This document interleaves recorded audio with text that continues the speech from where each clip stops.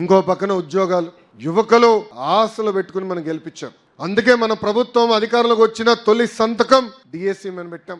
గడిచిన 40 సంవత్సరాలు 80% టీచర్ పోస్టులు మన ప్రభుత్వమే భర్తీ చేసింది. ఈరోజు మెగా డిఎస్సి పెట్టాం. 16,347 పోస్టులకి డిఎస్సి ఏర్పాటు చేస్తున్నాం. జూన్ మాసం నుంచి ఎగ్జామ్స్ మొదలవుతున్నాయి. దాంట్లో కూడా కొత్త కాంట్రవర్సీ పెడుతున్నారు కొంతమంది. వైకాపాలకు పని పాట లేదు, సుప్రీం కోర్టు వరకు వెళ్ళారు. ఈ రోజు డిఎస్సి ఆపేదానికి దేవుడి దేవలు ఆగదనుకుంటున్నాం. ఎందుకంటే బలమైన నోటిఫికేషన్ మనం ఇచ్చాం. టైం పెంచాలంటున్నారు.